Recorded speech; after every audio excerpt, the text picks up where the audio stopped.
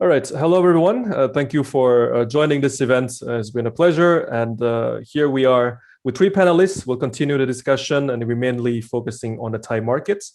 We have with us three panelists, Kun Sittichai from GAMEINDY. We have Kun Parimeth or James from Urnique Studio and Cloud Color Games, Jay, Kun Saranpat. So we'll start with the introduction. So Kun Sittichai can go first. Tell us more about GAMEINDY. Yeah. Thanks for having me today. Join this event. I'm Sittichai Theppaitoon. I'm founder of Debus Company Group and also GAMEINDY. I have been in game industry since 2001. Start with a K2ME mobile game development. We also first one in Thailand to develop the 2D MMORPG PC game called Asura in 2006. This game was ported to Android and iOS in 2016 and still online, published in operation now. We also expand our game business to visual novel and social casino categories. We are currently developing a new game targeting to the global market for the first time. Game and market bootcamp here is very useful for me to learn and share the global market knowledge. So thanks for having me again. I'm glad to learn from you guys. Right, Kun Parimeth, James, would you like to tell us more about your game? Okay, so I'm James Parimeth Wongsatayanon. I'm co-founder and CEO of Urnique Studio. It's an indie game studio located in Bangkok. It's founded in 2018. We made and published the game ourselves, and we also do the outsourcing work for others. And I'm also the creative director of Timeline.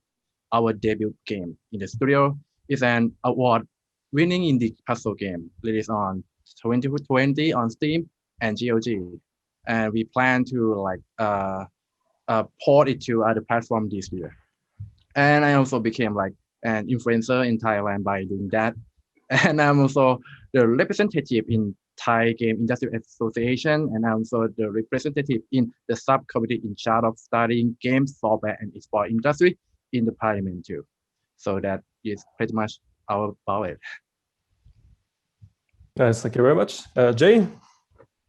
All right, thank you for having me. I'm Jay Saranpat from Cloud Color Games. Cloud Color Game is a consulting company. We help Thai entrepreneurs and existing companies that want to come into video game industry start their own game development studios. We've set up the last 4 years ago, and we've been working with studios like MotionX Game Studio, Memographic Game Studio, One More B Game Studio, and the most recent Extreme Studio by Electronic Extreme, one of the renowned Ragnarok online publisher in Thailand.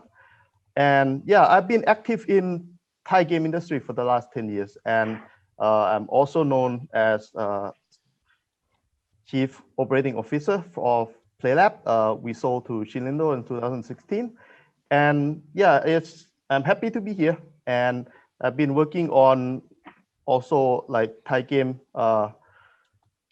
Software Industry Association as a vice president this previous term. And yeah, I'm happy to be here and see you guys and contribute to this conversation. Thank you very much. So I'll start first with, of course, we will need to understand a bit more about the Thai gaming industry. So I'd like to get your perspective on this from every one of you. What are the challenges and the opportunities that this country presents? I think we can start first with Jay. All right. Well, yeah, there are a lot of things to talk about when it comes to this, but to me, let's just base it on what I have, what kind of problems that I have from my personal experience. So the most problematic thing I've been having throughout the last 10 years being in this industry is that it's quite difficult to build my own games audience locally. And when you don't really have your audience locally, it's kind of costly to maintain relationship with audience abroad. It become a lot cheaper nowadays, like with all the internet infrastructure and thing. But yeah, that's one of the things that we've been struggling with, because the thing about it is there's a big contrast between thing that Thai people play and thing that Thai game developers can make. So that with the advent of like commercial game engine that is starting to come closer to one another, I kind of guess that we are already there right now. Things are changing because games like Home Sweet Home is getting a lot of attention from Thai audience, especially the newest one, Home Sweet Home's wife. But yeah, they do put a lot of investment into that title. Like they already released the second one, and they kind of spent a lot of production budget into it. Not a lot of Thai developers have that kind of budget, and like building the local. Since we don't really have local community, it's quite difficult to get intimate feedback from the audience. I mean, like if you have audience abroad, then you probably have to pay for someone, or you have to fly overseas or set up studios overseas to kind of like get the actual sincere like playtest feedback from the audience. So that is one of the things. I can see it improving, but if I have to address that, that is still an ongoing thing. Most of the games that I make for international audience rarely end up having large amount of Thai audience eventually. And yeah, so did that answer the question? I guess that answered the question, because you're not looking for solution, right? Yeah, we have been having that problem from the beginning up until this point. I kind of guess it's going to get better over time. Thank you very much. Kun Parimeth, what is your view on this? What are the challenges and opportunity from your perspective? Okay, so I think Mr. J already covered out the information I want to say, but what I can add is I think Thailand market is pretty much mobile games country, and it's dominated by the big company and most the foreign company. So I think it's quite a competitive market, because it's hard to competitive with like the big company from the other country, especially from Chinese publisher. However, the console and PC market is quite small compared to the mobile market. Actually, it's pretty none. Like there is no market at all in that regard. But I also see that as an opportunity, because it means that it's also the blue ocean. That means that we can try to penetrate and become like the pioneer in that market. Like Kun Jay said, like we do not have a relationship locally with the gamers Thailand, but I think it's getting better. And with what we have done with Timeline is like it's proof that we can doing that. So I think we can see the bright future in this market. So that is pretty much about it. I see. Sittichai, what's your view on this? What are the challenges and opportunities?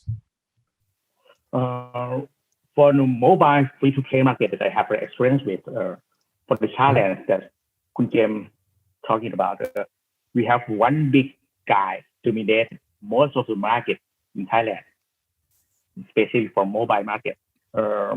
If you want to have the influencer to advertise your game, you cannot do this easier, because there's already signed a contract with the most of the top influencers in Thailand. So they cannot no longer with another games or brand. So if you from abroad and you try to let your influencer play the game, you cannot do that easier. The next about the challenge in Thailand, I heard that there's more law and regulations in progress that may affect the game industry. They may or may not be coming though, but I'm not sure what will happen in the future. But the opportunity in Thailand, the big guy dominate the influencers, but there are always newcomer influencer. You may find that one who can work with you. As the second one is, as you know, the pay rate and the ARPU in Thailand are quite high compared to another country in Southeast Asia. If your acquisition cost is not too high, you can make money from this market thing. I see. So next, I'd like to hear a bit more about the strategies that you guys have used. Either it has worked or it hasn't, but just to share a bit your experience on the promotion of your previous titles. So if you would like to start first, Sittichai. Oh, okay. My experience, I am talking my latest title, Khomapat. Do more research in product market fit. There are many market intelligence that you can work with at any price, looking for trend and that's just coming out, but not yet growing. Our last game named Khomapat, as mentioned, that's a visual novel and dating simulation game for women. Frankly, I have no idea about this type of game. I have never played the game like this before. But when we do the research, we saw the trend. We do the ranking analysis and saw many games, especially not from the big studio, is in an uptrend. They continue to grow from lower rank to the top 50. So we decide to experiment this genre. So my strategy is looking for the game narrative writer. We are glad to get the most famous romantic writers in Thailand. Their best friend is let us have a lot of organic download when we release the game. My key takeaways is product market fit first with ranking analysis and looking for the influencer who fit with your game. I see. So for you, James, what is your strategy approaching the market with your game? Okay, so in Untitled Studio, we make an indie game. And as I have said earlier, indie games is quite different how to market the game, how to promoting the game. So I approach the Thai market and international market differently. As in the international market, I do like how other indie devs do it, like go to Twitter, go to Reddit, go to YouTube, hire marketing agency, go to the media or something like that. We done all that, but we can't do that in Thailand because we do not have the same kind of how we consuming the media. So what we do in Thailand, like we know that indie game is not quite well known here. So what I did is I try to like gain the attention as much as possible. So I do like in three ways for the timeline. So first is we have a cat. We change our character to a cat, and in Thailand there's like tons of people who love cat, and they share the game like they do not even know what is this game about, but because it have a cat, we got like 1,000 of shares because of that. And the second one is we make a song.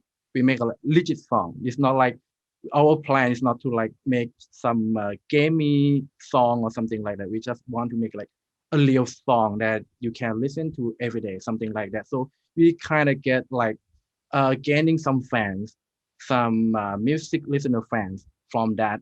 And the third is we partner with the Dinsai Studio. Dinsai Studio is like they were rising studio at a time.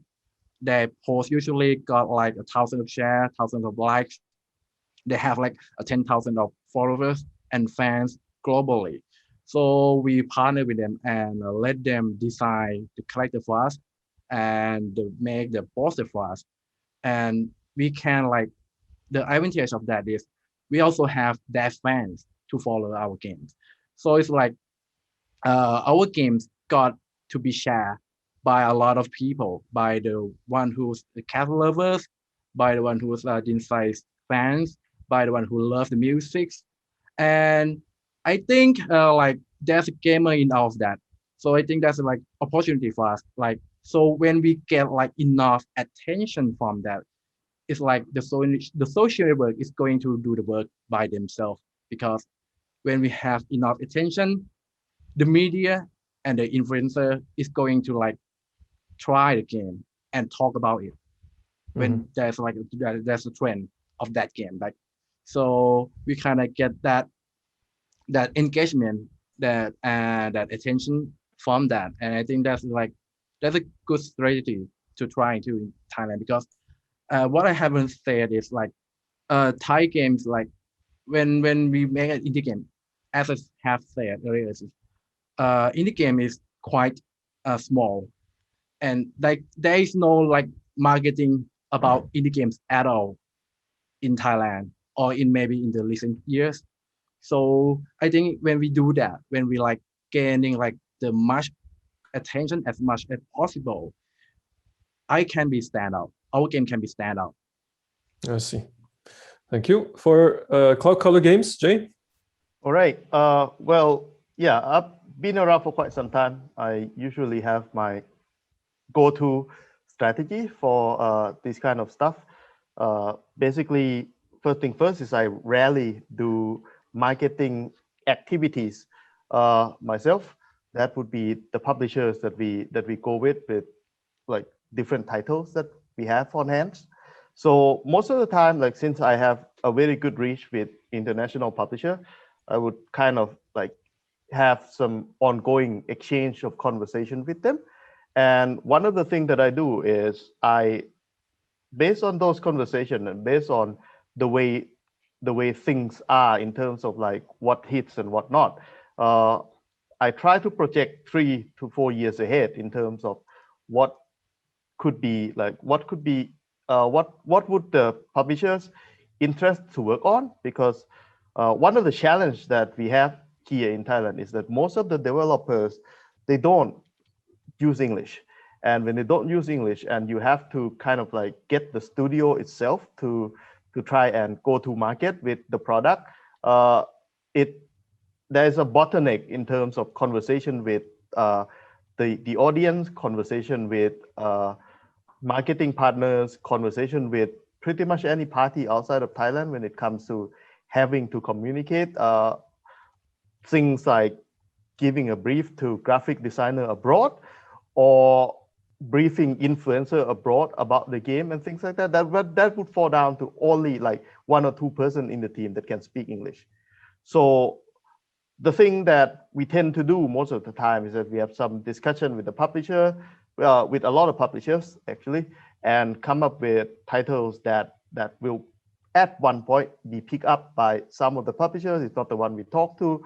At least it's something that they can work with and they can sell. And most of the time we will enter into a deal with the publisher halfway to the production. If none of the publishers like the prototype, we would scrap it and then move on to a new title. That's what we tend to do for most of the time. Yeah, and in terms of marketing strategies, I would say like the product strategy is one of the things that I excel at the most. So I tend to review and design things that I am sure that players are familiar with, and then analyze what should be the cherry on top that we add to it that would trigger players to come and try out the game. So that is pretty much it. Yeah, and picking the right publisher is the tricky one, right? Yeah, is the key. Yeah. If we look a bit more into live ops strategies, could you guys share a bit more of how to approach this one? We can go with Sittichai first on mobile, right? Yeah, for live ops strategy, the data analytics is the most important thing. We almost release our game every week, and every 2 weeks we need a report for the data analytics. When we get the data, we plan to use the monetization strategy that fits with our user. So in my opinion, live ops strategy and data analytics is the greatest thing we have to do. Would you guys like to add on top of that on live ops strategy? Jay, maybe, because I think Urnique Studio is mainly focusing on PC, right? Yeah. Well, the last time that I actually like engaged in live ops strategies, I'm sorry, live ops activity was back in like 2016 when I was still working on PlayLab, because after that, most of the titles that I work on don't really go to like the mobile or the market that requires a lot of like live ops operation. But yeah, nowadays it comes down to like having a very long line of content that that will keep coming in and satisfy the audience demand, and have either that or having a very good core loop that players can play in multiplayer games. So basically, like, you need to have activities for them to do, and then you have to have content lining up along with, of course, as Kun Bang already said, you really need to be in touch with what the audience are actually doing in the game. That's been analytic. So it is very difficult to use your what is it called again? To use your sense or judgment, personal judgment, to feel the way the audience is thinking about your recent content or about the game, or actually like about competitors' game that come into the market that your audience take notice. You kind of have to look 360 degrees and then find out what exactly is influencing the way your number is changing. And like, if on a certain week something happened outside of your radar and it shows in the analytic, but then it is also the same week that you release a new content, you need to have some way to know that this is not your content fault. Something is going on and you didn't know. So live off is a very challenging field of activities when it comes down to like servicing a game nowadays, because, you know, especially if you have a small team. When you have a small team, you tend to miss out on news, right? When you have a big team, somebody somewhere sometime is going to pick up some news of what is going on. Maybe a new game from publishers outside of your watch shows up, but you didn't play them. You're working on your game, of course. You don't really have all the time to check everything out. So yeah, that would be my personal experience on it. Things can happen all the time. You need ways of knowing what exactly is affecting your KPI, and you need a long line of content to satisfy the audience. Yeah. Okay. Looking into a bit more of the Thai audience, right? If let's say for those who are looking into the Thai markets and would like to do a soft launch, what would be your suggestion or recommendation? We can start first with James, maybe. Okay, so I think it's quite difficult to like soft launch the game in Thailand for PC game, because, well, if you launch the game on PC, you have to use the Steam, and there's like no option to like soft launch the game like that. Yeah, you can doing that if you talk about Steam, but it's not quite like the common thing to do. So I do not have the specific answer for that. Yeah, let's say early access, for example. Yeah, if you want to go on early access on the Thai market. But however, you can like do the early access, like you said, on Steam and maybe on other platforms too. So like if your game is fit for that, because it's not like all the game are fit for early access. If you make like a linear story type game, maybe early access, it's not my suit for that.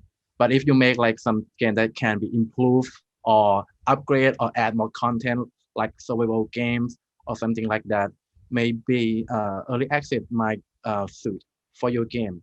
And generally, how do you think the Thai audience responds to early access games?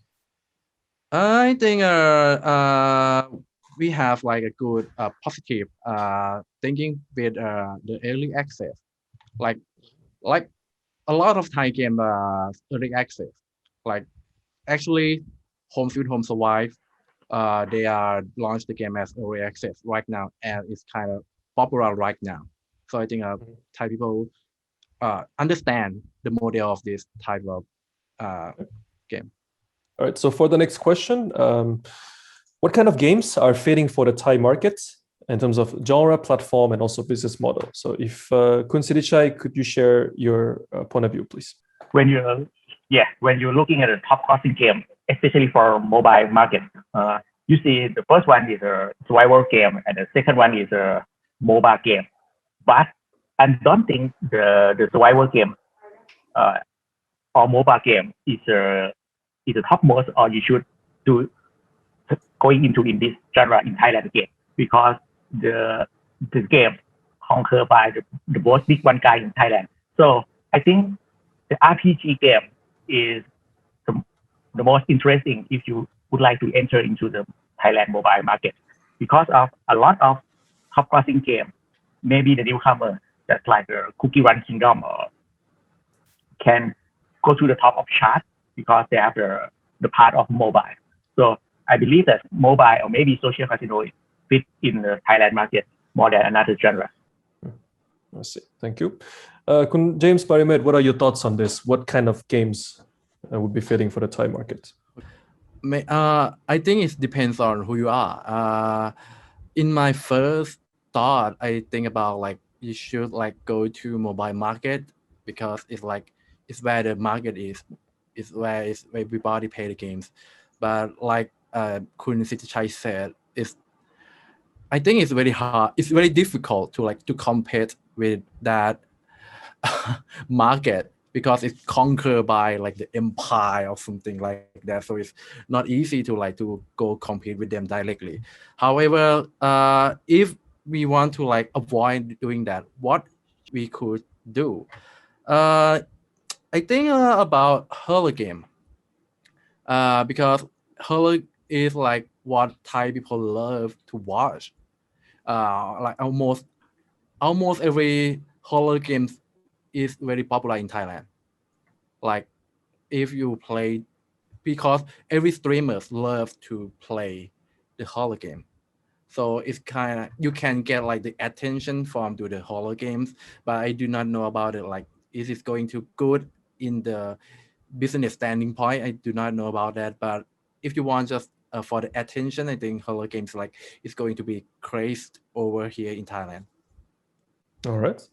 Very interesting. So for you, Jay, what are your thoughts on this? What works? I do have my own observation and let's say just past experience on this.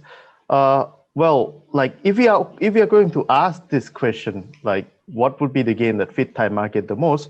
One of the thing is there is one prominent evidence that Kun Sittichai actually already covered in terms of statistic, and that is Survivor and MOBA is always on top.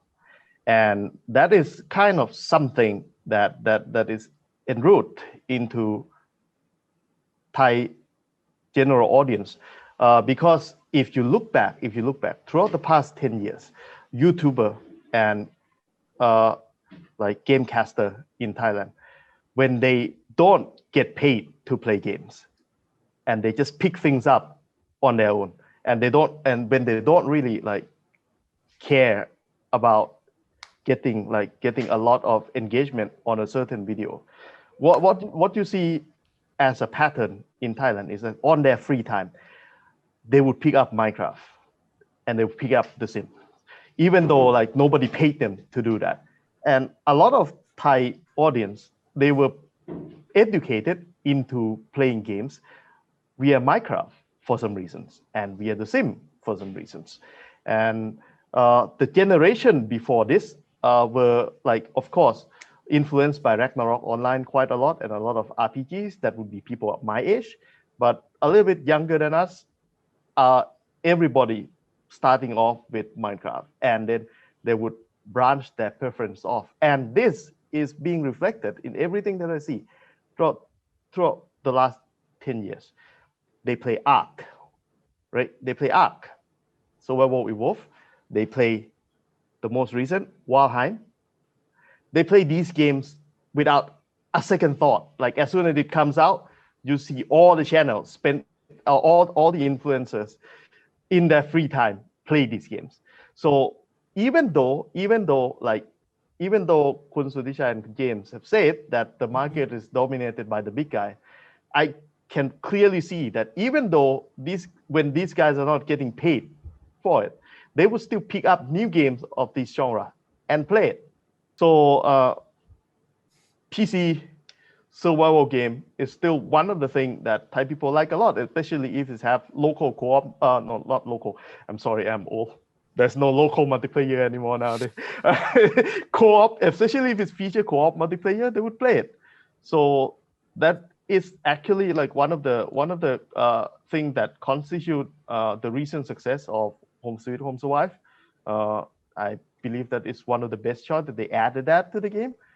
And yeah, if you have a survival game with co-op multiplayer features, it's gonna end up getting picked up by tons of Thai people, regardless of whether or not you focus your release in Thailand.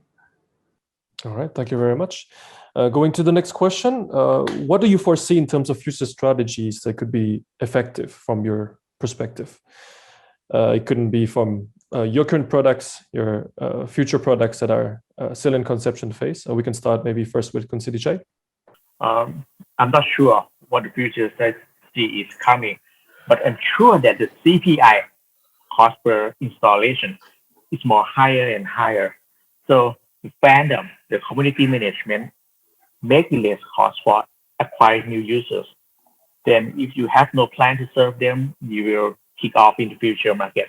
So I think the fandom, the community management is the key. What to do next? Maybe Discord, maybe Facebook group, maybe look into Twitter tag that they use or YouTube channel they watch, and then communicate with them via that medium. So that I think the gameplay product market fit is king, but the community is God. So fandom is the most important for your next game. Okay, Parimeth, James, what are your thoughts on this? What do you foresee for future strategies? Okay, I do not know if that is going to be like future strategies or something like that, but my answer is going to be very similar to Queen Sittichai's. I think we live in a world that where we personalize or idolize other people. That's why streamers is very popular nowadays. Like kid this day or gamer this day love to watch them, to play the game. Don't even care what the game is. They just want to know about that person. So I think that you should do is personalize your team's story or maybe yourself and get to know your fans, talk with them, make them love you. Because if you are branding the game, when the game is done, it's done. You have to start over it again in your next game. However, if you're branding your studio or personalize your studio or yourself, it's gonna stay there forever. Your fans are going to follow you and play anything you make. I think that is like the key how we live in this society. Mm-hmm. And Jay, do you agree with this? Anything you'd like to add? Yes, I do agree with what the other two have just said. I mean, like, there has never been a time where idolizing your own studios or a certain person behind the studio is going to be the most effective than now. I'm not so sure if this is going to continue until like until the rest of the history, but this is something that I've been looking into quite a lot as of late. And actually, like, I've just started a new game studio as well that will be focusing on building fan base, revolving around like art style, stories, and the team formations and things and think that community can chew on and talk about rather than just the game or like the fun. I mean, like, I'm not going to throw away like product development oriented nature of my studios, but I recognize the necessity of making sure that like the team and the people behind it and the game or the IP is idolized in some manner. We are in the day and age where we really need like the core community that is dying to know what we are going to do next. And we can't really create that unless we idolize the studio in some way or a certain person in some way. I'm still figuring out the detail on that, but that is the direction we are going with the new studio that we've just set up. Mm-hmm. All right. Well, thank you, gentlemen. I think the last one is if you could share what's next for your company and your titles, that'd be great. So if you can start first, Sittichai. What's coming up next for you? As I mentioned about my visual novel game, so the next project is try to make it as a platform. We try to make the platform that let normal people that have to be a programmer to do the visual novel game in a mobile. This is my next product in there. I will launch in the future. I see. Kun Parimeth, James, what's next?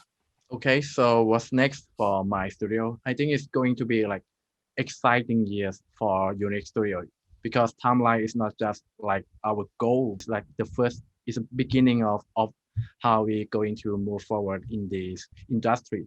So I think it's going to be excited, and I think our fans is going to be love what we are making right now, and it's not going to be just one game or something. As I said, a timeline is going to port to other platforms this year, and there's maybe more in the future.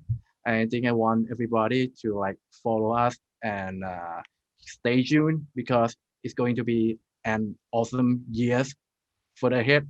So something like that. That's great. So Jay, what's coming up next? Yeah, all right. So I did mention like the new studios, right? So yeah, actually I've already registered, so maybe I could mention the name. Our new studio is Revolution Industry Studio.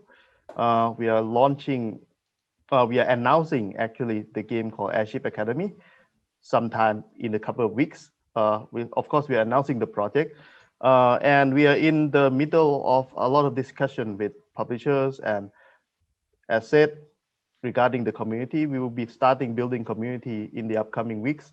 So actually the Steam page is up. We just haven't really like show it to other people just yet. We just make sure everything goes right. And now we are having Songkran. It's a week of break. Nobody is working. So yep, we hopefully like everybody will get recovered from a lot of hard work, and then we'll be able to push it to everyone in a couple of weeks from now. That's fantastic. Well, thank you very much, everyone. We're gonna move on to the Q&A now. And yeah, thank you very much. It's been great to learn more about what's happening and what's coming up next. And I'd like to thank you, everyone, for joining. It's been great. Thank you, guys. Bye. Thank you. Cheers. Bye. Bye-bye.